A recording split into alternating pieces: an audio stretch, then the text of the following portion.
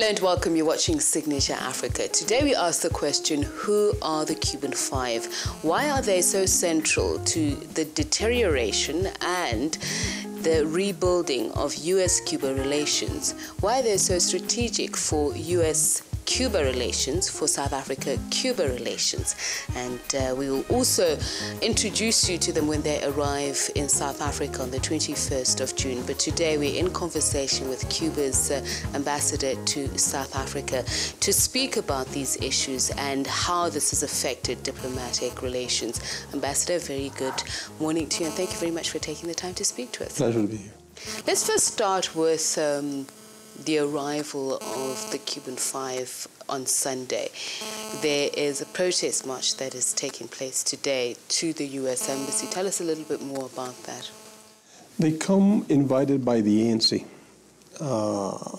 to South Africa because South Africa played an important role, led by the ANC, an important role in the international movement of solidarity that put political pressure to achieve their release.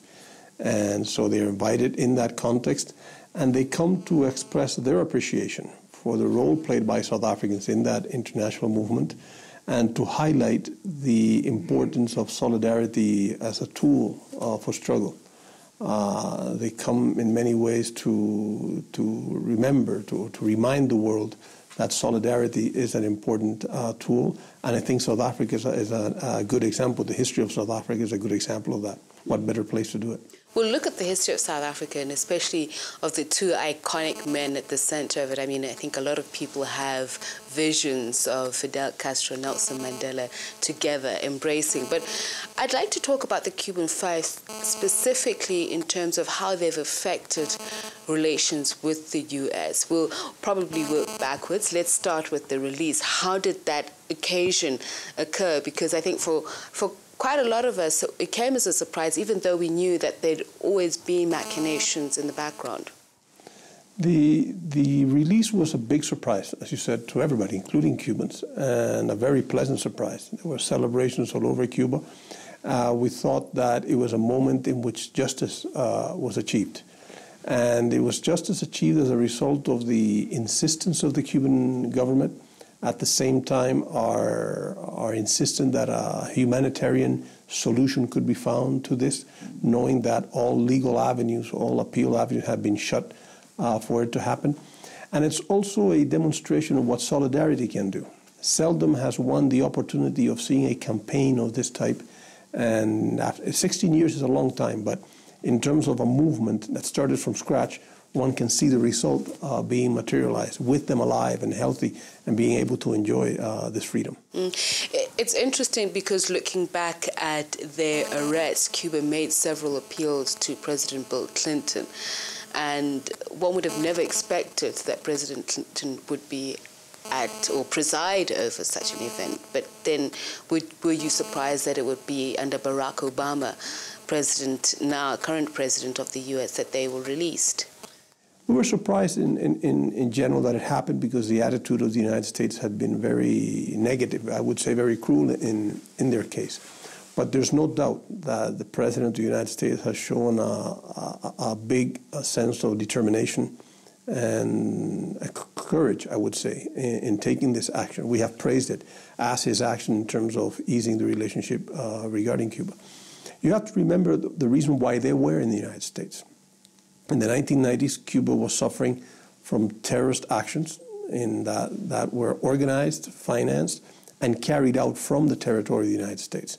Yet these people, these organizations, acted in the United States undisturbed, in spite of our official calls and alerts to the government that terrorists were acting basically in southern Florida, even though not only there, against Cuba, and they were causing. Did Cuba feel betrayed lives because of that? Because, as you say, they were in Miami monitoring these covert operations which were a danger to Cuba, and even though you say you flagged it to not only the U.S. government but to the FBI to say there are these kind of activities, and the five themselves ended up being arrested. That's the problem. Instead of dealing with the terrorists, the people who were there to try to inform about their activities were the ones arrested. For many years, we've shared information with the United States about terrorist actions against Cuba coming from the United States, and sometimes terrorist actions that we know have been planned against the United States. Yet instead of them cooperating with us, what they did was to arrest these 5 men, submit them to 17 months of solitary confinement, and then in the longest trial in the history of the United States, condemned them to huge sentences for conspiracy to commit espionage. We'll go back to the sentences themselves, but I want us to go back to 19 years ago. What was happening? Why was Cuba under attack? For some, they say it was inevitable given the end of the Cold War. But from Cuba's perspective, what was the real reason behind these attacks? At the so-called end of the Cold War, the enemies of Cuba and the United States were on the firm belief that this should happen to Cuba, that if socialism had failed in the Soviet Union and if it had failed in Eastern Europe, it should fail in Cuba. As it began to become clear that this was not happening, then they stepped up their actions and started to resort to terrorist actions to try to destabilize the country.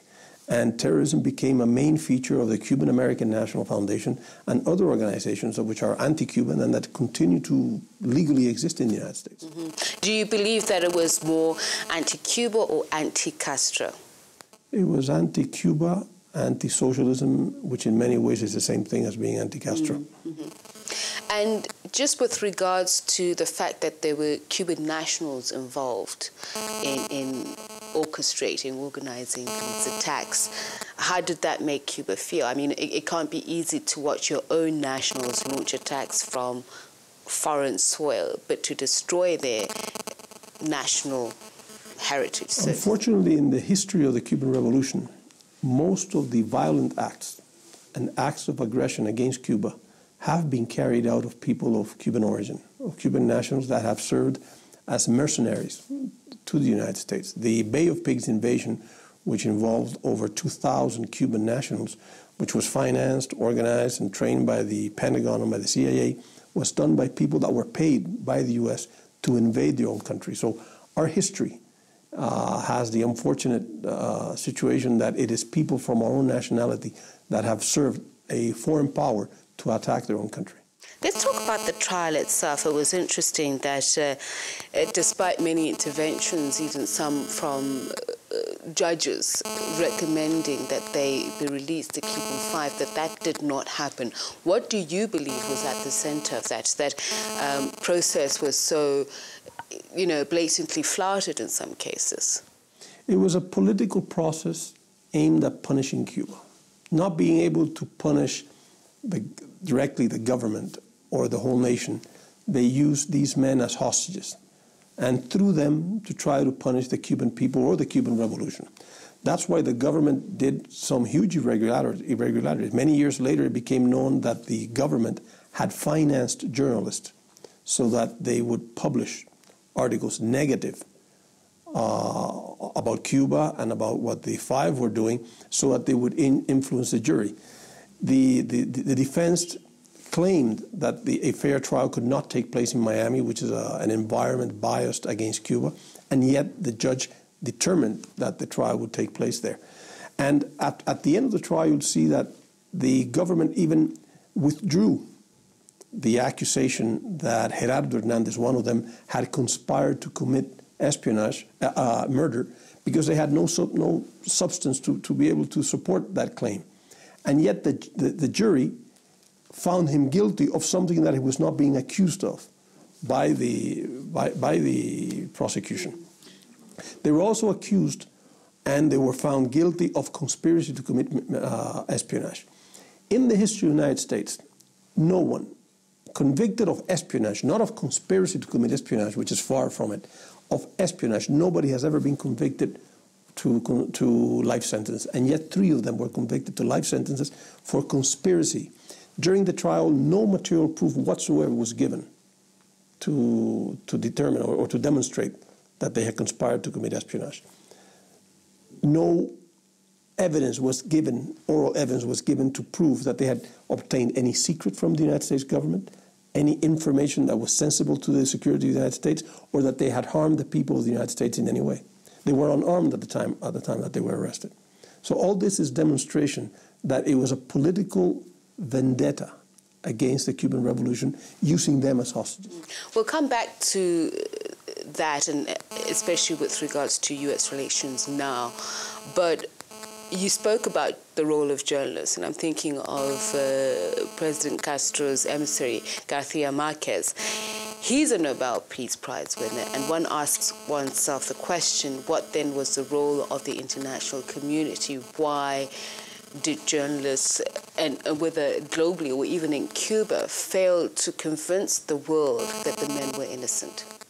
Because the Americans don't pay attention to others. Many Nobel Prize winners talked about this issue and claimed justice.